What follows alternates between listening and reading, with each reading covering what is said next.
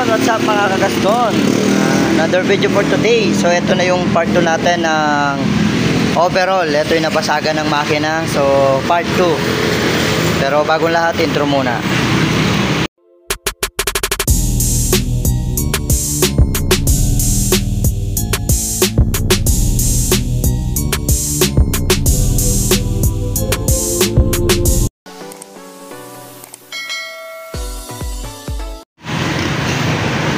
So ayun mga kagaston, dahil din na natin siya natapos kahapon at oras na, tapos uwi pa kami ng baryo, kaya di muna siya tinapos kahapon. Bali for today, tatapusin na natin siya mga kagaston. So ayan, nilinis na natin yung kanyang piston, ayan, nagmukha ng bago, pati yung kanyang block. Ngayon isasalpak na natin tong mga kagaston, pati yung kanyang head. So ayun, tuloy muna natin gagawin natin mga kagaston, tapos video ulit natin mamaya. So ayun mga kagaston, nasalpak na natin halos lahat. So buo na yung makina, pati yung mga throttle body, lahat-lahat nalagay na natin. Bali lang is coolant na lang, tapos paandar na natin para makita na natin kung all goods na yung motor, kung ano na. Ayun. So hinihintay lang natin yung oil filter at saka cambio oil seal.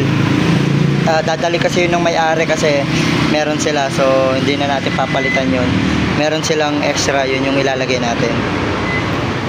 So ang nangyari pala rito, kaya nabasag yung makina, hiniram, tapos yung nakairam na aksidente, tumama yung ilalim ng makina, kaya nabasag. So minsan hindi masamang magdamot. Ang maselan kasi yung gamit, hindi yung tao minsan. So ayun, tuloy natin yung video mamaya mga kagaston kapag gumandar na. Break time muna dahil kakain muna tayo. So ayun mga kagaston, tapos na yung motor ni sir, ayan, pinupunasan na. So all goods na, umaandar na rin, ayan. Wala nang problema.